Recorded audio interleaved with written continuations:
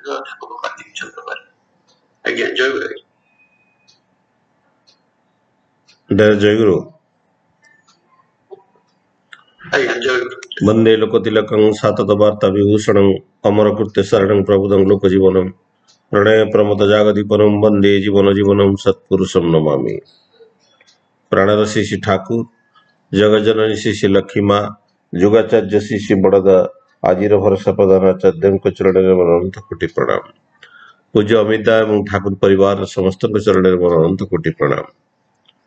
आजिर पुण्य सत्संगर पूज्य परिचालक दलैदा एवं उपस्थित समस्त पुत पांजाधारी ऋतिक मंडली अध्यक्ष मंडली जाजक मंडली समस्त को मोर आभूमिष्ट प्रणाम जनाए। उपस्थित समस्त गुरु भाई गुरु माता साधु सज्जन मंडली कुनि कुनि पिलाए समस्त को मोर प्रीतिपूर्ण राभरा जय गुरु जनाए। सर्वप्रथम आज पुण्य आभासी सत्संग जो मैंने भोग नवेदन कर सर्वविध कामना परम पिता निकट में प्रार्थना रखे।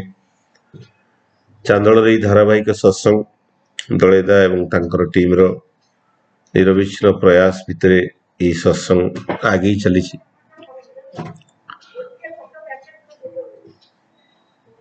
तो सुंदर आज संगीतांजलि अति उच्चकोटर थिला। प्रबलदा ठार आरंभ करी केशवदा समस्त उच्चकोटर संगीत थिला। आज संगीतमय थिला आज आभासी सत्संग। तो आम माने आनंद अनुभव करने परम पिता चरण में आज समस्ते उपनीत होइछे एवं जीवन टाक आनंदमय मधुमय करने परम पिता जीवन में आदर्श रूपे ग्रहण करी जीवन टाक अतिबाहित करने समस्ते आम चेष्टा करुचे। किंतु वास्तविक जीवनटा आमको केते आनंद दौची आम निजको पचारे निजको अनुभव करि पारे।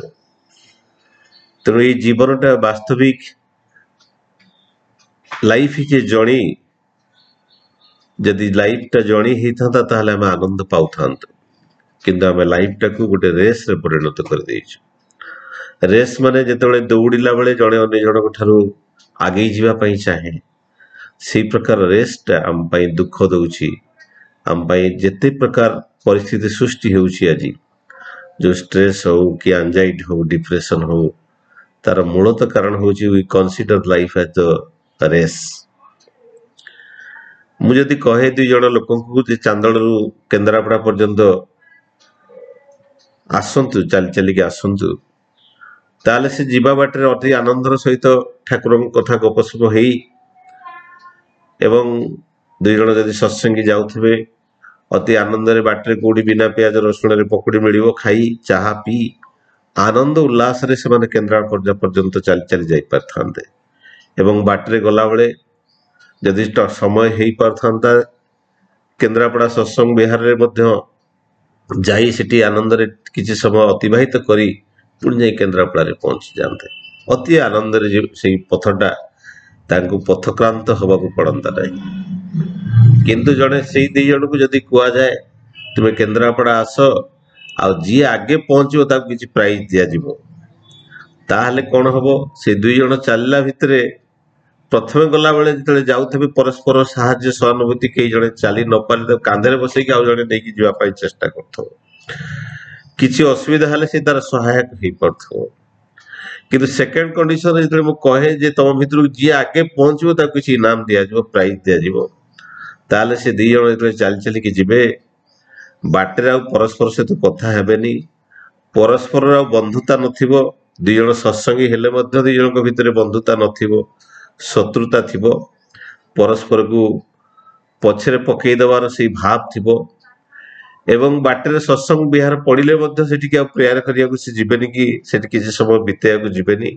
जदि इवनिंग प्रेयर टाइम हो जाए जदि एकनिष्ठ गुरु भाई थांती तेरे गाड़ी रे यूट्यूब लगे कि पुणी प्रेयर करेंगे किए जन प्रेयर न करिकी चली जिवे एवं केमती जाइकी मु आगे पहुंचीबी सेटा मुख्य उद्देश्य थिबो। ये दीटा कंडीशन को जदि आमे देखू प्रथम कंडीशन रे ईश्वर कथोपकथन ईश्वर मंदिर परिदर्शन संध्या प्रेयर कि जेते जहा थिला बाटे चाहा पीवा थिला जो आनंद थिला जीवनटा। द्वितीय कंडीशन रे देखिले सेही कंडीशन आ नथिला ठाकुर भी प्रधान नथिले ନିଜେ ଜିତିଯିବା ନିଜେ ଫାଷ୍ଟ ହବା ତାହା ହିଁ ଥିଲା ମୁଖ୍ୟ ଆୟୁଧ। ତେଣୁ ଆଜିର ଜୀବନଟା ଏଇ ଦ୍ୱିତୀୟ ସୋପାନରେ ହେଇଯାଇଛି। ଆମେ ପରସ୍ପରକୁ ବନ୍ଧୁ ବୋଲି ଭାବୁନୁ, ସତ୍ସଙ୍ଗୀ ବୋଲି ଭାବୁନୁ, ଆମେ ପରସ୍ପରର ଶତ୍ରୁତା ନେଇଯାଇଛୁ। ଏବଂ ଏଇ ସତ୍ସଙ୍ଗ ଜଗତରେ ମଧ୍ୟ ରହିଲେ ମଧ୍ୟ କିଏ କର୍ମୀ ହବ ତା ପାଇଁ ମଧ୍ୟ ପ୍ରତିଯୋଗିତା, କିଏ କାହାର ପ୍ରିୟ ହେଇଗଲା ତାଠୁ କମ୍ପିଟିସନ। ତେଣୁ ଜୀବନଟା ସେଥିପାଇଁ ଆଉ ଆନନ୍ଦମୟ ହେଇ ଉଠିନି। ଜୀବନଟାର ଆନନ୍ଦର ଉତ୍ସଟା ଆଜି ଆମଠାରୁ ଦୂରେଇ ଯାଇଛି। କାହିଁକି କାହିଁକି ଆମେ ଏଇ ଜୀବନଟାକୁ ଆମେ ଆଉ ଲାଇଫଟାକୁ ଆଉ ଜଣେ ବୋଲି ଭାବୁନୁ, ଲାଇଫଟାକୁ ଆମେ ରେସ୍ ବୋଲି ପରିଣତ କରିଦେଇଛୁ। କିନ୍ତୁ ଠାକୁର ତ କହୁଥିଲେ ଯେ ଏଇ ସତ୍ତା ସବୁବେଳେ ଆନନ୍ଦ ଚାହେଁ। ସେଇଥିପାଇଁ ଠାକୁରଙ୍କର ସେ ଇଂଲିଶ ବାଣୀ କଥା ମୋର ମନେ ପଡେ, the existence of all that exist, that is the sat, the responsive of all that respond, that is the chit, and the becoming of all that is coming, that is the ananda, Sachit ଆନନ୍ଦ। ଆଚାର୍ଯ୍ୟ ଦେବଙ୍କର ସେଇ କଥା ଥିଲା, ଯାହାର ଯେମିତି ପରିସ୍ଥିତି ଯେମିତି ଭାବରେ ହଉ ଆମେ ସମସ୍ତେ ଆନନ୍ଦ ଚାହୁଁ, ସତ ସଚିଦାନନ୍ଦମୟ, ଯାହା ଆଚାର୍ଯ୍ୟ ଦେବଙ୍କର ପ୍ରଥମ ବାଣୀ ଥିଲା ଯେ ସତ୍ ସଚିଦାନନ୍ଦମୟ, ସଚିଦାନନ୍ଦମୟ, ସମସ୍ତେ ଆମେ ଆନନ୍ଦ ଚାହୁଁ। ତେବେ ଆନନ୍ଦଟା ଆଜି ନିରାନନ୍ଦମୟ ହେଇଯାଇଛି। ତାର ମୂଳ କାରଣ ହଉଛି ଜୀବନଟାକୁ ଆମେ ଆଉ ଜଣେ ବୋଲି ଭାବୁନୁ, ଜୀବନଟାକୁ ଆମେ ରେସ୍ ବୋଲି ଭାବୁଛୁ। ଏବେ କମ୍ପିଟେଟିଭ ରେସ୍ ପ୍ରତ୍ୟେକ ଜୀବନରେ ଭାଇ ଭାଇର କମ୍ପିଟେଟର ହେଇଯାଇଛି, ସ୍ୱାମୀ ସ୍ତ୍ରୀର କମ୍ପିଟେଟର ହେଇଯାଇଛି, ଭାଇ ଭଉଣୀର କମ୍ପିଟେଟର ହେଇଯାଇଛି, ଇଭେନ ବାପା ପୁଅର ମଧ୍ୟ କମ୍ପିଟେଟର ହେଇଯାଉଛି। ତେଣୁ ଏଇ ପ୍ରକାର କମ୍ପିଟେଟିଭ ମେଣ୍ଟାଲିଟି ଆଜି ମଣିଷକୁ ଅନେକ ଦୁଃଖ ଅନେକ ଯାତନା ଦେଇଛି। ଏବଂ ତାର ମୂଳତଃ କାରଣ କଣ? ଯଦି ମୂଳ ତାର ଯଦି ଖୋଜାଯାଏ, ଯେତେବେଳେ ଭାରତ ପରାଧୀନ ହବାର କଥା ଯେତେବେଳେ ଠାକୁରଙ୍କ ପାଖରେ ଉଠା ଯାଇଥିଲା, ଠାକୁର ସେତେବେଳେ କହିଥିଲେ ଯେ ଭାରତକୁ ପରାଧୀନତାରୁ ସ୍ୱାଧୀନତାକୁ ଆଣିବା ପାଇଁ ପ୍ରଥମେ ତାର ମୂଳ କାରଣଟାକୁ ଖୋଜି ବାହାର କରିବାକୁ ପଡିବ। ଯେ ଭାରତ ପରାଧୀନ ହେଲା କାହିଁକି? ଭାରତ ପରାଧୀନ ହେଲା କାହିଁକି? ସେଇ ବ୍ୟକ୍ତିତ୍ୱର ଅଭାବ, ସେଇ ବ୍ୟକ୍ତିତ୍ୱ ପାଖରେ ସ୍ୱାର୍ଥ କେନ୍ଦ୍ରିକତା ଥିଲା। ଯୋଉ ସ୍ୱାର୍ଥ କେନ୍ଦ୍ରିକ ପାଇଁ ଆଜି ଭାରତ ପରାଧୀନ ହେଇଛି, ସେଇ ମୂଳ ତତ୍ତ୍ୱକୁ ଯଦି ନିବାରଣ ନ କରାଯାଏ, ତେବେ ଭାରତ ସ୍ୱାଧୀନତା ହେଲେ ମଧ୍ୟ ସ୍ୱାଧୀନ ହେଇପାରିବ ନାହିଁ। ସେଇ ହିଁ ଥିଲା ଠାକୁରଙ୍କର ଉକ୍ତି। ତେବେ ଭାରତ ଯୋଉ ମୌଳିକ ଭିତ୍ତିଭୂମି ଉପରେ ପର୍ଯ୍ୟବସ୍ଥିତ ଥିଲା, ଯୋଉ ଆର୍ଯ୍ୟ କୃଷ୍ଟିର ଧାରା, ଯୋଉ ଆର୍ଯ୍ୟ ସଂସ୍କୃତିର ଧାରା ଉପରେ ଭାରତ ପର୍ଯ୍ୟବସ୍ଥିତ ଥିଲା, ତା ଭୁଲୁଣ୍ଠିତ ହବାର ମୂଳ କାରଣ କଣ ଥିଲା? ଭାରତକୁ ଯେତେବେଳେ ଉପନିଷେଧବାଦର ଯେତେବେଳେ ଅଧିକାର ପୂର୍ବରୁ ଯେତେବେଳେ ଇଂରେଜର ଆସିଥିଲେ ଜଣେ ପରୀକ୍ଷା କରିବା ପାଇଁ, ସେ ଦେଖିଥିଲେ ଭାରତର ଶିକ୍ଷା ବ୍ୟବସ୍ଥା ଏତେ ଉଚ୍ଚ କୋଟିର ଥିଲା। ଭାରତରେ ଚୋରି ନଥିଲା, ଟସ୍କର ନଥିଲା, କେହି ବେକାରୀ ନଥିଲେ, କେହି ଭିକାରୀ ନଥିଲେ। ତେଣୁ ତାର ମୂଳ କାରଣ ଥିଲା ଭାରତର ସେଇ ଗୁରୁକୁଳ ଶିକ୍ଷା, ଯୋଉଠି ଶିକ୍ଷା ସହିତ ଏଇ ପୋଥିଗତ ଶିକ୍ଷା ସହିତ ମଣିଷର ଜୀବନଗତ ଶିକ୍ଷାକୁ ଅଧିକ ପ୍ରାଧାନ୍ୟ ଦିଆଯାଉଥିଲା। ଯୋଉ ଶିକ୍ଷା ପାଇଁ ମଣିଷ ଅନେକ କିଛି ତା ଜୀବନ ଧାରଣ ପାଇଁ ସେ ଅନେକ କିଛି ଜୀବନରେ ଗ୍ରହଣ କରିପାରୁଥିଲା। ସେ ନିଜେ ଗୁରୁ ଆଶ୍ରମରେ ଯାଇକି ପାଠ ପଢିବା ସହିତ ସେ ଗୁରୁ ଆଉ ଗୁରୁମାଙ୍କର ସେବା କରୁଥିଲା, ପଦ ସେବା କରୁଥିଲା, ଗାଈର ସେବା କରୁଥିଲା, ଚାଷବାସ କରୁଥିଲା, ଜଙ୍ଗଲରୁ ଯାଇ କାଠ ଆଣୁଥିଲା, ରୋଷେଇ କରୁଥିଲା। ଜୀବନର ସମସ୍ତ ଶିକ୍ଷାକୁ ସେ ସେଠି ଗ୍ରହଣ କରୁଥିଲା। ସେ କୋଉ ରାଜା ହଉ କୋଉ ପ୍ରଜା ହଉ, ଯାହାର ସନ୍ତାନ ହେଲେ ମଧ୍ୟ ସେଠି ସମାନ ଭାବରେ ରହିବାର ଯୋଉ ଭାବ ଥିଲା, ସେଇ ଗୁରୁକୁଳ ଶିକ୍ଷା ପଦ୍ଧତିଟାକୁ ନଷ୍ଟ କରି ଦିଆଗଲା। ତାପରେ ଜଣେ ଇଂରେଜ ଯିଏକି ସଂସ୍କୃତ ଶିଖି ପାରୁଥିଲେ, ସଂସ୍କୃତ ପଢି ପାରୁଥିଲେ, ଶିଖିଥିଲେ, ସଂସ୍କୃତର ସମସ୍ତ ବେଦ ପୋଥି ପୁରାଣକୁ ଯେତେବେଳେ ସେ ପଠନ କରିଥିଲେ ଏବଂ ଯେଉଁଥିରେ ଭାରତର ମୂଳଧାରା ଥିଲା, ସେ ଧୀରେ ଧୀରେ ଭାରତର ସଂସ୍କୃତ ଶିକ୍ଷାଟାକୁ ମଧ୍ୟ ବିଲୋପନ କରିବା ପାଇଁ ଚେଷ୍ଟା କରିଥିଲେ। ଯାହା ଫଳରେ ପ୍ରଥମ କରି ଭାରତୀୟ ମାନଙ୍କ ଉପରେ ଯାହା ଇଏ ହେଇଥିଲା, ପ୍ରଥମେ ତାର ଶିକ୍ଷା ବ୍ୟବସ୍ଥାଟାକୁ ନଷ୍ଟ କରିଦିଆଯାଇଥିଲା। ତେଣୁ ଠାକୁର ତାହା ହିଁ ଚାହୁଁଥିଲେ, ଯୋଉ ଆର୍ଯ୍ୟ ସଂସ୍କୃତିର ଧାରା ତାହା ହଉଛି ସବୁ ବିଜ୍ଞାନ ସମ୍ମତ। ଯାହା କୁହାଯାଇଛି ଆର୍ଯ୍ୟ ଧାରା ଭିତରେ ତାହା ହଉଛି ସମସ୍ତ ବିଜ୍ଞାନ ସମ୍ମତ। ତାକୁ କୌଣସି ପରୀକ୍ଷା ମରୀକ୍ଷାର ଆବଶ୍ୟକ ନାହିଁ, ତାକୁ ସମ୍ପୂର୍ଣ୍ଣ ଭାବରେ ଗ୍ରହଣ କରିବା ହିଁ ଆମ ପାଖରେ ବିଧେୟ ଥିଲା। ଯୋଉ ସଂସ୍କୃତ ଯାହା କିଛି ସଂସ୍କୃତ ଶିକ୍ଷା ଥିଲା, ଯୋଉଥିରୁ ଭାରତ ଆମେ ସମସ୍ତେ ସବୁ କିଛି ଗ୍ରହଣ କରିପାରୁଥିଲେ, ଜାଣିପାରୁଥିଲେ, ସଂସ୍କୃତ ଶିକ୍ଷାଟାକୁ ବିଲୋପ କରି ଦିଆଯାଇଥିଲା। ଯାହା ଫଳରେ ଆମମାନେ ସେଇ ଭିତରେ ସେଇ ପ୍ରକାର ଭାବଧାରା ଭିତରକୁ ଆମେ ପଶି ଆସିଥିଲେ ଏବଂ ସେଇ ଶିକ୍ଷା ବ୍ୟବସ୍ଥା ପ୍ରଚଳିତ କରାଯାଇଥିଲା ଯାହା ଆମକୁ ଏକ ବେକାରୀ ସୃଷ୍ଟି କରିବା ପାଇଁ ଚାକିରି ପଛରେ ଆମେ ଦୌଡୁଛେ କମ୍ପିଟିସନ କାହା ପୁଅ ଡାକ୍ତର ହବ କାହାର ଇଞ୍ଜିନିୟର ହବ ଆଉ କାହାର କିଏ ଡକ୍ଟର ହବ କିଏ କିନ୍ତୁ ଏଇ ଯୋଉ ଶିକ୍ଷା ବ୍ୟବସ୍ଥା ତିଆରି କରାଯାଇଥିଲା ସେ ଶିକ୍ଷା ବ୍ୟବସ୍ଥା ପଛରେ ମୂଳ ଥିଲା ଯେ ଇଂରେଜ ମାନେ ଯେତେବେଳେ ଭାରତକୁ ଅଧିକାର କରିନେଇଥିଲେ ସେମାନଙ୍କ ପାଇଁ ଆବଶ୍ୟକ ଥିଲା ତାଙ୍କ ପଇସା ପତ୍ର ହିସାବ କରିବା ପାଇଁ ଆକାଉଣ୍ଟାଣ୍ଟ ଦରକାର ଥିଲା ତାଙ୍କର ଚିକିତ୍ସା ପାଇଁ ଡାକ୍ତର ଆବଶ୍ୟକ ଥିଲା ତାଙ୍କର ରାସ୍ତାଘାଟ ତିଆରି କରିବା ପାଇଁ ଇଞ୍ଜିନିୟର ଆବଶ୍ୟକ ଥିଲା ତ ସେଇ ପ୍ରକାର ଶିକ୍ଷା ବ୍ୟବସ୍ଥା ତିଆରି କରିଥିଲେ ସେଥିପାଇଁ ଠାକୁରଙ୍କର ସେ ଗୋଟେ ବାଣୀ ମୋର ମନେ ପଡେ ଯେ ଚାକିରି ବାକିରି ବେକୁବ ଆବେଗ କୀର୍ତ୍ତ ଦାସ ବୁଦ୍ଧି ଆଣେ ହିଁ ଆଣେ ଐତିହ୍ୟ ଆଉ ଶ୍ରେୟ ନିଷ୍ଠାରେ କରେ ହିଁ ଆଘାତ ଦାନେ ତେଣୁ ଏଇ ଚାକିରି ବାକିରି ଯୋଉ ବ୍ୟବସ୍ଥା ଏଇ ଚାକିରି ବ୍ୟବସ୍ଥା ଯୋଉ ସୃଷ୍ଟି କରାଗଲା ମଣିଷ ତାର ମୌଳିକ ତତ୍ତ୍ୱକୁ ଭୁଲିଗଲା ତେଣୁ ଠାକୁରଙ୍କୁ ଯେତେବେଳେ ପଚରା ଯାଇଥିଲା ଆପଣ ଚାକିରି କରିବାକୁ କାହିଁକି ପସନ୍ଦ କରନ୍ତି ନାହିଁ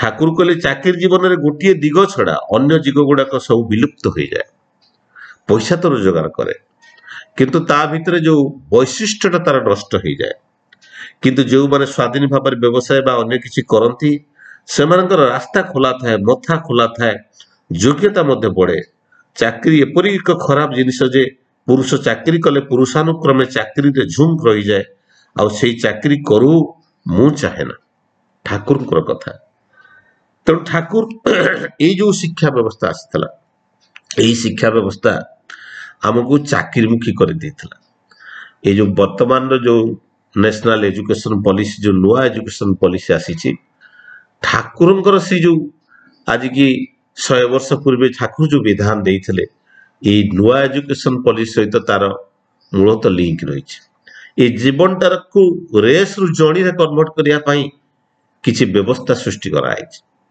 ତେଣୁ ସେଇ ସମୟରେ ଯୋଉ ତପୋବନ ବିଦ୍ୟାଳୟ କରାଯାଇଥିଲା ସେତେବେଳେ ଯୋଉ ଛାତ୍ରମାନେ ସେଠି ପାଠ ପଢୁଥିଲେ ପଞ୍ଚାନନ ସରକାର ଯିଏକି ସେଇ ତପୋବନ ବିଦ୍ୟାଳୟର ପ୍ରଧାନ ଶିକ୍ଷକ ଥିଲେ ସେତେବେଳେ ଛାତ୍ରଛାତ୍ରୀ ମାନେ ବିଦ୍ୟାଳୟ ତିଆରି କରିବା ପାଇଁ ଇଟା କିଣିକି କାନ୍ଥ କରିକି ଘର ତିଆରି କରିଥିଲେ ବଡଦା ସେ ସ୍କୁଲର ଛାତ୍ର ମଧ୍ୟ ଥିଲେ କିନ୍ତୁ ସେଇଠି ସେଇ ବ୍ୟବସ୍ଥାକୁ ଦେଖନ୍ତୁ ସେତେବେଳେ ଠାକୁର କହିଲେ ନାଇଁ ଇଟା ନିଜେ ତିଆରି କର ପିଲାମାନେ ନିଜେ ଇଟା ଗଢିକି ଇଟା ଶୁଖେଇକି ଇଟା ତିଆରି କରିକି ଘର ତିଆରି କରିଥିଲେ ଏବଂ ସେମାନଙ୍କୁ ସବୁ କ୍ଷେତ ବାଡି ଦିଆଯାଇଥିଲା ଜମି ଦିଆଯାଇଥିଲା ଯୋଉ ଜମିରେ ସେମାନେ ଚାଷ କରୁଥିଲେ ଏବଂ ଯୋଉ ଜମିରେ ଚାଷ କରି ସେମାନେ କିଛି ବିକ୍ରି କରିକି ତାର ପଇସା ଉପାର୍ଜନ କରୁଥିଲେ ଏବଂ ଝିଅମାନେ ମେଡିସିନାଲ ପ୍ଲାଣ୍ଟ ଏବଂ ବିଭିନ୍ନ ଫୁଲ ଗଛ ଲଗେଇଥିଲେ ଏବଂ ଶାଗ ସବଜି ଲଗାଉଥିଲେ ଘରକରଣା ପାଇଁ ଏବଂ ସେଇ ପ୍ରକାର ବ୍ୟବସ୍ଥା ଥିଲା ଏବଂ ସେଇ ଯୋଉ ବ୍ୟବସ୍ଥା ଥିଲା ଠିକ ଗୁରୁକୁଳ ଆଶ୍ରମ ଭଳି ବ୍ୟବସ୍ଥା ଠାକୁର ତିଆରି କରିଥିଲେ ସେଇ ସମୟରେ ଇଂରେଜ ମାନେ ଥିଲେ ମଧ୍ୟ ଠାକୁର ସେଇ ସମୟରେ ସେଇ ବ୍ୟବସ୍ଥା ତିଆରି କରିଥିଲେ ଯୋଉ ବ୍ୟବସ୍ଥା ଦେଇ ମଣିଷ ତା ଜୀବନକୁ ସମ୍ପୂର୍ଣ୍ଣ ଭାବରେ ପୂର୍ଣ୍ଣ ଭାବରେ ସେ ଗଢି ତୋଳି ପାରିବ ଏବଂ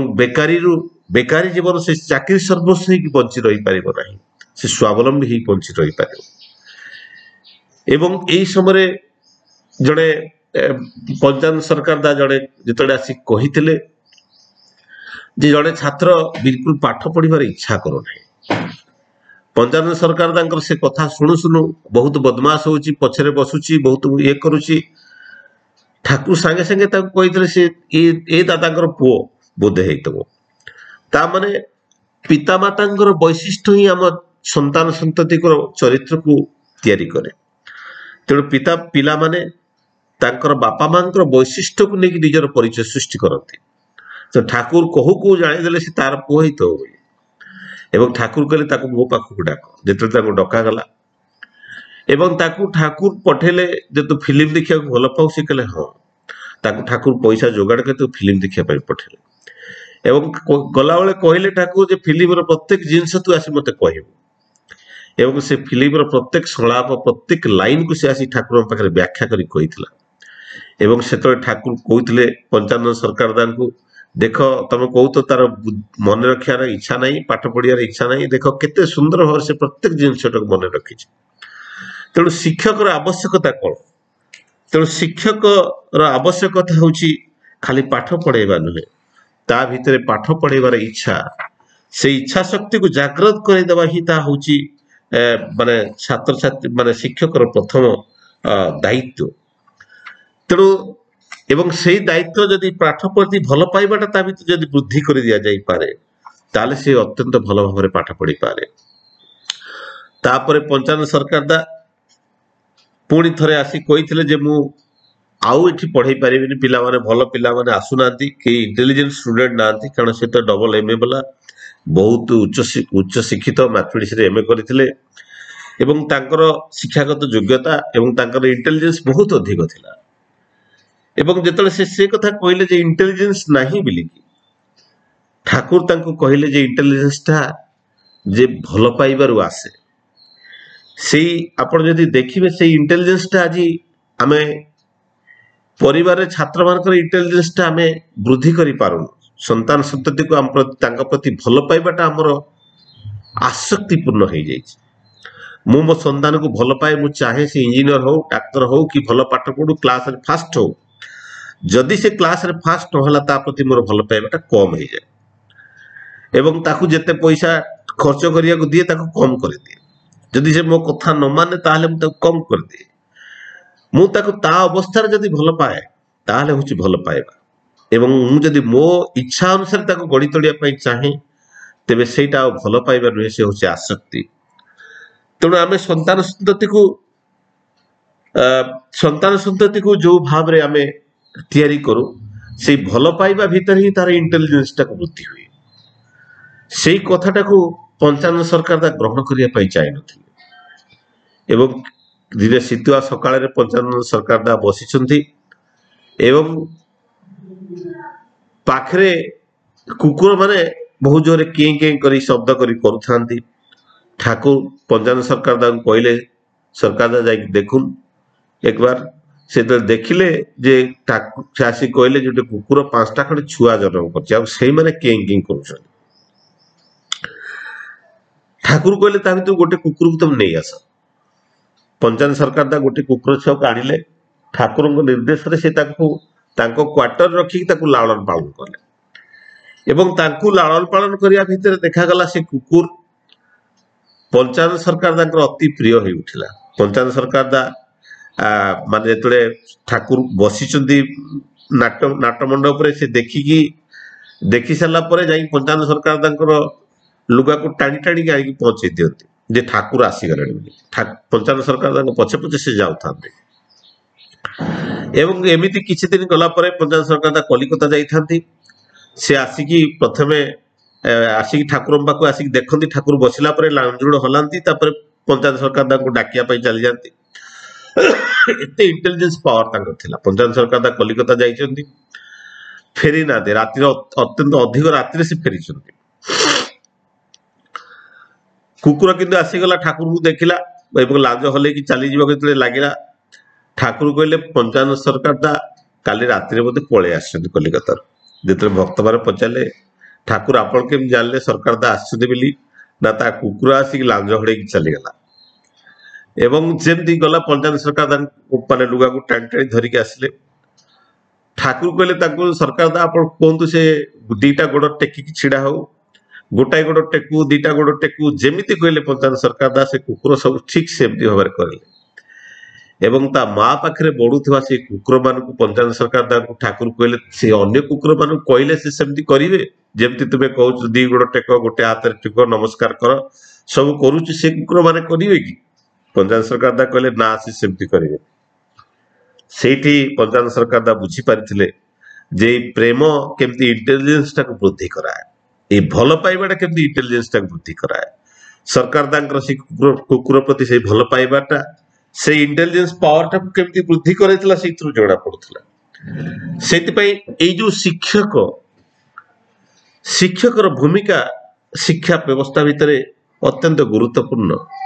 ଏବଂ ଠାକୁର କହୁଥିଲେ ଯୋଉ ମାନେ ଯେତେବେଳେ ମାନେ ଆଡୋଲେନ୍ସ ପିରିୟଡ ପୂର୍ବରୁ ସହଶିକ୍ଷା ସମ୍ଭବ ହେଇପାରେ ଏବଂ ତାପରେ ସହଶିକ୍ଷାକୁ ଠାକୁର କହୁଥିଲେ ସ୍ୱର୍ଗର ନିଶୁଣି। ଏବଂ ଆଜିର ଯଦି ଦେଖାଯାଏ, ଏଇ ସହଶିକ୍ଷା ହିଁ ବିବାହ ସଂସ୍କାରକୁ ଅତ୍ୟନ୍ତ ଭାବରେ ନଷ୍ଟଭ୍ରଷ୍ଟ କରିଦେଇଛି। ଏହି ସହଶିକ୍ଷା ଏବଂ ଯଦି ମାନେ ବଡ଼ ବଡ଼ ଝିଅ ପୁଅ ଯେତେବେଳେ ମିଳିମିଶିକି ପାଠ ପଢ଼ନ୍ତି ତାଙ୍କ ଭିତରେ ତାଙ୍କର ଯୌନ ଜୀବନ ଉପରେ ଏତେ ପ୍ରଭାବ ପଡ଼େ ଯାହା ତାଙ୍କର ଜୀବନକୁ ନଷ୍ଟ କରିଦିଏ ଏବଂ ଯାହା ଏକ ସୁସନ୍ତାନକୁ ଧରାପୃଷ୍ଠ କରିବାରେ ମଧ୍ୟ ବ୍ୟାଘାତ ସୃଷ୍ଟି କରେ। ଏବଂ ଠାକୁର କହୁଥିଲେ ଯେ ଏଇ ବାଲ୍ୟ ଜୀବନର ଯେତେବେଳେ ଛୋଟ ଛୋଟ ଅବସ୍ଥାରେ ପିଲାମାନେ ପାଠ ପଢ଼ନ୍ତି ଏଇ ସ୍ତ୍ରୀ ଲୋକମାନେ ପାଠ ପଢ଼େଇବାଟା ଯେମିତି ଆମ ସ୍କୁଲ ମାନଙ୍କରେ ଦେଖାଯାଉ ଯୋଉ ଅତିରିକ୍ତ ଅନେକ ସ୍କୁଲରେ ଲେଡିଜ ମାନଙ୍କୁ ଟିଚର ହିସାବରେ ରଖାଯାଇଥାଏ ତାର ମୂଳ କାରଣ ସେମାନଙ୍କର ଶିକ୍ଷା ବ୍ୟବସ୍ଥା ତାଙ୍କର ନାରୀର ଯୋଉ ବୈଶିଷ୍ଟ୍ୟ ଅଛି ସେଇ ବୈଶିଷ୍ଟ୍ୟ ଭିତରେ ଯୋଉ ଅଷ୍ଟ ବୈଶିଷ୍ଟ୍ୟ ଅଛି ତାରି ଭିତରେ ଦେଇ ଯୋଉ ଶିକ୍ଷା ପିଲାମାନଙ୍କୁ ଦେଇପାରନ୍ତି ତାହା ଅତ୍ୟନ୍ତ ସୁଦୂର ପ୍ରସାରୀ ହେଇଥାଏ। ତେଣୁ ଠାକୁରଙ୍କୁ ଯେତେବେଳେ ପଚରା ଯାଇଥିଲା ଯେ ଶିକ୍ଷାରେ ଶିକ୍ଷକର ଦାୟିତ୍ୱ କଣ ହବା ଉଚିତ ଠାକୁର ସେତେବେଳେ କହୁଥିଲେ ଯେ ବିଦ୍ୟାଳୟରେ ଛାତ୍ରମାନଙ୍କର ଦାୟିତ୍ୱ ସମ୍ପନ୍ନ ଚରିତ୍ର ପାଇଁ ଗୋଟେ ଉଦଗ୍ର ଆଗ୍ରହ ଜଗାଇ ଦେବାକୁ ହେବ ଆଉ ଅଳ୍ପ ବୟସରୁ। ତେଣୁ ଶିକ୍ଷକର ଦାୟିତ୍ୱ ଅତି ଗୁରୁତ୍ୱପୂର୍ଣ୍ଣ। ପିଲା ଛୁଆ କୌଣସି ସମୟରେ ପଢ଼ାଶୁଣା ପାଇଁ ଇଚ୍ଛୁକ ଥାନ୍ତୁ ବା ନଥାନ୍ତୁ ପ୍ରାକ୍ଟିକାଲ ଆକ୍ଟିଭିଟି ବାସ୍ତବ କର୍ମ ମାଧ୍ୟମରେ ସେମାନଙ୍କର ମନୋଭାବକୁ ପ୍ରସ୍ତୁତ କରି ଦିଆଯାଇପାରେ ଏବଂ ଜଣେ ପିଲାର ଯେ ପାରୁନାହିଁ ତା ଭିତରେ ଶିକ୍ଷକ ଏପରି ଭାବ ସୃଷ୍ଟି କରିବା ଭଲ ନୁହେଁ ଏହା ତାର ସର୍ବନାଶ ମଧ୍ୟ କରିଦେଇପାରେ। ଯିଏ ପାଠ ପଢିବା ପାଇଁ ଚାହୁଁନି ଏବଂ ତା ଭିତରେ ସେମିତି ଗୋଟେ ଭାବଟା ସୃଷ୍ଟି କରିବାଟା ଭଲ ନୁହେଁ ଯାହା ଆଜି ମଡର୍ଣ୍ଣ ଏଜୁକେସନ ବା ନ୍ୟାସନାଲ ଯୋଉ ଏନ୍ଇପି ନୂଆ ଏଜୁକେସନ ପଲିସିରେ ଅଛି। ଏବଂ ଦେଖନ୍ତୁ ଶିକ୍ଷା ଉପରେ ଆଉ ସମସ୍ତେ ପାସ୍ କରି ଯାଉଛନ୍ତି ସାର୍ଟିଫିକେଟ ସପ୍ଲାଇଂ ଏଜେନ୍ସି ହେଇଯାଇଛି ଏଜୁକେସନାଲ ଇନଷ୍ଟିଚ୍ୟୁଟ ଗୁଡାକ ଏବଂ ସେଥିରେ ଆଉ କିଛି ଶିକ୍ଷାର ମୂଲ୍ୟ ରହିନି କିନ୍ତୁ ଯିଏ ପାଠ ପଢିବା କଥା ସେ ପଢୁଛନ୍ତି। ଅନେକ ସମୟରେ କଷ୍ଟ ଲାଗେ ସେଇ ପ୍ରକାର ମାନେ ଯୋଉ ପଢେଇବାର ଭାବଟା ଯୋଉ ସେମିତି ପ୍ରକାର ଶୁଣୁଥିବା ପିଲା ସଂଖ୍ୟା କମି ଯାଇଛି କିନ୍ତୁ ଯିଏ ଭଲ ପଢିବା କଥା ଯାହାର ପାଠ ପ୍ରତି ଆଗ୍ରହ ସେ ଶୁଣୁଛି ଆଉ ଯାହାର ପାଠ ପ୍ରତି ଆଗ୍ରହ ନଥିଲା ସେ ଆଉ ଶୁଣୁନାହିଁ କିନ୍ତୁ ତାକୁ ଶୁଣେଇ ଦେବା ପାଇଁ କିଛି ବାଧ୍ୟବାଧକତାର ବ୍ୟବସ୍ଥା ମଧ୍ୟ ହଟିଗଲାଣି। ମାଡ଼ ଉଠିଗଲା ଆଉ ତାପରେ ଗାଳି ଉଠିଗଲା ଏବଂ ଏକ୍ଜାମଟା ଅତି ହାଲକା କରି ଦିଆଯାଇଛି ତେଣୁ ପିଲାମାନେ ଆଉ ପାଠ ପଢିବା ପାଇଁ ଚାହୁଁନାହାନ୍ତି। ତେଣୁ ତା ଫଳରେ କଣ ହଉଛି ଆମକୁ ଲାଗୁଛି ଯେ ପିଲାମାନେ ଖରାପ ହେଇଯାଉଛନ୍ତି। ତେଣୁ ଏଇଠି ଯୋଉ ତାଙ୍କ ସ୍କିଲ ବେସ୍ଡ ଏଜୁକେସନ ଯୋଉ ନ୍ୟାସନାଲ ଏଜୁକେସନରେ ଆସିଛି ଏବଂ କ୍ଲାସ 8 ପରେ କ୍ଲାସ 7 ପରେ 8 9 ଏ ଯୋଉ 9 10 11 12 ଯୋଉଟା ପ୍ରଫେସନାଲ ଏଜୁକେସନ ତା ଭିତରେ ଯୋଉ ଆଇଟିଆଇ ଟା ବୋଧେ ଉଠିଯିବ ତାରି ଭିତରେ ସବୁ ବିଭିନ୍ନ ପ୍ରକାର ଜିନିଷ ତା ଭିତରେ ଆଡ ହେଇଯିବ। କିଏ ସାଇକେଲ ରିପାରିଂ ଶିଖିପାରେ କିଏ ମୋଟର ରିପାରିଂ ଶିଖିପାରେ କିଏ ପେଣ୍ଟିଂ ଶିଖିପାରେ କିଏ କାର୍ପେଣ୍ଟର ଶିଖିପାରେ ସେଇଟା ଗୋଟେ ନିହାତି କମ୍ପଲସରୀ ଏଜୁକେସନ ହେଇଯିବ। ତେଣୁ ଯିଏ ଡକ୍ଟର ଇଞ୍ଜିନିୟର ହବା କଥା ଯିଏ ହେବେ ଏବଂ ଯିଏ କାର୍ପେଣ୍ଟର ହବା କଥା ସେ ଯଦି କ୍ଲାସ 9 ରୁ ଯଦି କାର୍ପେଣ୍ଟରୀ ପାଠ ଥିଓରି ପାଠ ଯଦି ପଢେ ଏବଂ 11 12 ଯଦି ପ୍ରାକ୍ଟିକାଲି କିଛି ଶିଖେ ତାହେଲେ ଆଉ ଏଜୁକେସନଟା ତ ଆଉ 3-4 ବର୍ଷରୁ ହବନି 6 ବର୍ଷରୁ କ୍ଲାସ 1 ଆରମ୍ଭ ହବ 18 ବର୍ଷରେ ଯାଇକି ମାନେ 10th ସରିବ 20 ବର୍ଷରେ 12th ସରିବ। ତେଣୁ ସରିଲା ବେଳକୁ କଣ ହବ ସେ ଗୋଟେ ଦକ୍ଷ ମଣିଷ ହେଇକି ଆସିବ। ତେଣୁ ଏଇ ଯୋଉ ଦକ୍ଷ ମଣିଷ ହେଇକି ଆସିବ ସେତେବେଳକୁ ତାର ସ୍କିଲ ପାୱାରଟା ବଢି ଯାଇଥିବ। ତେଣୁ ଏଇ ଯୋଉ ସ୍କିଲ ପାୱାର ବଢିଗଲା ପରେ ଯାହା ଆମେ ଚାହୁଁଥିଲୁ ଯେ ମାନେ ଏଇ ଦୀକ୍ଷାଟା ନିହାତି ଦରକାର ପଡିବ ଏବଂ ଏଇ ଦୀକ୍ଷାଟା ତାର ଦକ୍ଷତାଟାକୁ ଆହୁରି ପ୍ରତିଗୁଣିତ କରିବ। ତେଣୁ ଜଣେ ଶିକ୍ଷକର ଦାୟିତ୍ୱ ହଉଛି ଜଣେ ଶିକ୍ଷକ ପିଲାଙ୍କ ଆଗରେ ଜଣେ ଶିକ୍ଷକର ନିନ୍ଦା କରିବା ମଧ୍ୟ ଉଚିତ ନୁହେଁ ତଦ୍ୱାରା ସେ ଶିକ୍ଷକ ପ୍ରତି ଛାତ୍ର ଅନୁରାଗ ମଧ୍ୟ ବ୍ୟାହତ ହେବ। ଏସବୁ ହଉଛି ଠାକୁରଙ୍କର କଥା ଏବଂ ଠାକୁର ତାହା ହିଁ ଚାହିଁଥିଲେ ଯେ ଏଇ ଯୋଉ ଶିକ୍ଷାର ଉଦ୍ଦେଶ୍ୟଟା ହଉଛି ଅନ୍ୟର ଜଣା ବା ଦର୍ଶନକୁ ନିଜର ବୋଧରେ ଅନୁଭବ କରିପାରିବା। ତେଣୁ ଏଜୁକେସନ ହଉଛି କଣ ଯୋଉ ଆମେ ଜାଣିଛୁ ଯୋଉ ଠାକୁର ତ କହୁଥିଲେ to do no the Garh is to know the everything। ଈଶ୍ୱରଙ୍କୁ ଜାଣିବା ମାନେ ହିଁ ସବୁ କିଛିକୁ ଜାଣିବା। ତ ଈଶ୍ୱରଙ୍କୁ ଯେତେବେଳେ ଆମେ ଜାଣୁ ସେତେବେଳେ ଆମେ ସବୁ କିଛିକୁ ଜାଣିପାରୁ। ତେଣୁ ଈଶ୍ୱରଙ୍କୁ ଜାଣିବା ମାନେ ହିଁ ସବୁ କିଛିକୁ ଜାଣିବା। ତେଣୁ ଏଇ ଯୋଉ ଈଶ୍ୱର କିଏ ସେଇ ତତ୍ସମ୍ବନ୍ଧୀୟ ଜ୍ଞାନ ବା ସେଇ ବିଷୟ ଜ୍ଞାନ ଯେତେବେଳେ ମଣିଷ ଭିତରେ ତିଆରି ହୁଏ ସେତେବେଳେ ତାର ସେ ଅନେକ ଜିନିଷ ସେ ବୁଝିପାରେ। ତେଣୁ ଏଇ ଯୋଉ ଶିକ୍ଷାର ମୂଳ ଧାରା ଥିଲା ସର୍ବଭୂତରେ ଆତ୍ମବୋଧ ହଉଛି ପ୍ରକୃତ ଶିକ୍ଷା ଏବଂ ଅନେକ କିଛି କଥା କୁହାଯାଇଛି। ଶିକ୍ଷା ଏଇ ଶିକ୍ଷା ମାନେ ତାର ଦକ୍ଷତାର କଥା ଯେତେବେଳେ ଉଠେ ସେଥିପାଇଁ ଠାକୁରଙ୍କର ଶିକ୍ଷା ଉପରେ ଯୋଉ ଛଡାର ବାଣୀ ଥିଲା ବିଦ୍ୟାଳୟରେ ପୁଅ ଝିଅ ଯେତେ ହିଁ ବିଦ୍ୟା ଶିଖୁନା ଘରର ଶିକ୍ଷା ସୁଷ୍ଠୁ ନହେଲେ ଶିଷ୍ଟ ସ୍ୱଭାବ ହୁଏ ନା। ଲେଖାପଢାରେ ଦକ୍ଷ ହେଲେ ଶିକ୍ଷା ତାକୁ କହେନା। ଅଭ୍ୟାସ ବ୍ୟବହାର ସହଜ ଜ୍ଞାନ ନହେଲେ ଶିକ୍ଷା ହୁଏ ନା।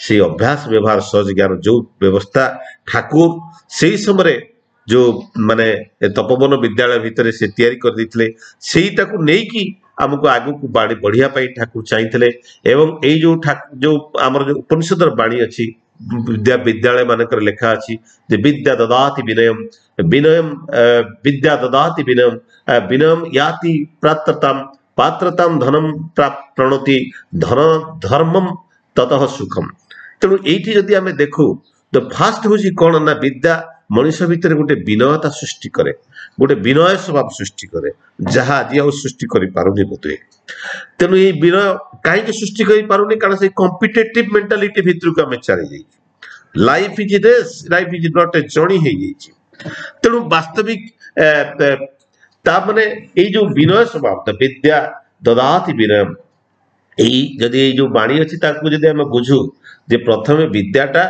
विनयता भितर आने संयमता आने तार ये जो विनय आसे जो विनय भितर ता भितर गोटे एलिजिबिलिटी आने से गोटे जेंटलनेसटा तैयारी हुए तार जो जेंटलनेसटा तैयारी हुए से जेंटलनेस भितर से एलिजिबिलिटी आ जेंटलनेस जोटा तैयारी हुए ता भितर ये विद्या ददाति विनयम विनय विनायत याति प्रातताम ये प्रातताम टा होची तार एलिजिबिलिटी ये एलिजिबिलिटी जते से दक्ष एलिजिबिलिटी माने से दक्ष होई उठे एवं से दक्षतार ता पाखरे धन संपत्ति ता पाखरे कुड़कुड़ हो जाए जेते धन जेते प्राप्त हुए से धन ही ताको धर्म आड़ को नहीं जाए आउ ये धर्म ही ताको सुख आड़ को नहीं जाए तेणु यहीटा को जदि आम देखू आ भितर बहुत गुड़े लाइन गुड़ाक आ भितर आम आज शिक्षा व्यवस्था भितर से लाइन गुड़ाक सब कटि जाइए आम ये शिक्षा विनयता आम भितर सृष्टि कर पारुना ये विनयता आम भितर दक्षता सृष्टि कर पारुना ये दक्षता दक्षता जी दक्षता अच्छी दक्षतार धन प्राप्ति आम हो पारुचु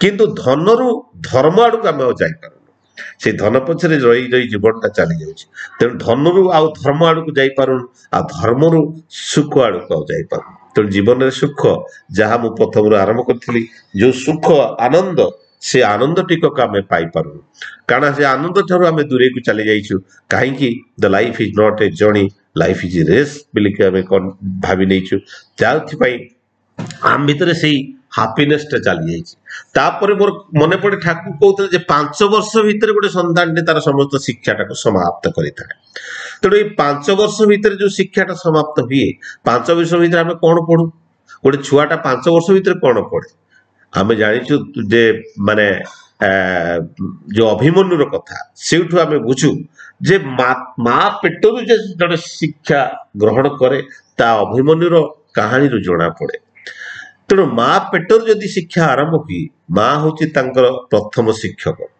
तेणु माँ पेटर जो शिक्षा आरंभ जड़े कर छुआटा जो जन्म हुए 5 वर्ष बयस पर्यंत से गुलुगुलु होगी जो चारिपार्श्व को देखे से तार बापा माँ समाज संस्कृति परिवेश परिवेष्टन भितर से सबकि तार जीवन शिक्षाटा से ग्रहण करें से तार शिक्षा समाप्त हो जाए तार व्यक्तित्व तार वैशिष्ट्य सबकि से तैयारी हो जाए तापर जो विद्यालय जो शिक्षा ग्रहण करे ये पेट पाटना पाए तार चरित्र तार मानवीय गुण पाई ये शिक्षार कौन से आवश्यकता पड़े ना से बड़ बड़ बड़ बड़ इंजीनियर बड़ बड़ डॉक्टर से करप्शन करती एवं अनेक बड़ बड़ डाक्तर इंजीनियर पाखे से मौलिक बुद्ध न था जड़े सत्संग जड़े माटी मत से दिन प्रश्न पचारि जे आमे जो माने जो सेवा दौची मु डाक्तर अच्छी मु सेवा दौची हस्पिटाल रोगी मान को चिकित्सा करुच्ची तेणु मुझे सेवा वास्तविक किसी सेवा दौची कि ना मु कहली आपन पैसा पाँच वास्तविक सेवा आपन किसी दौना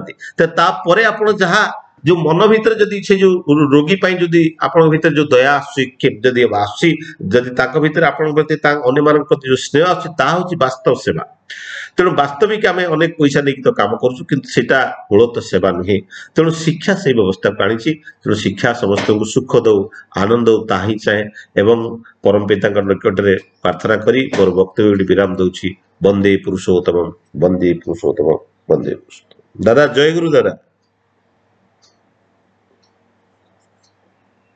जय गुरु खूब सुंदर भाव में आम सामान्य कार्तिक भाई जब कार्तिक चंद्र बारिक सब लाइफ इज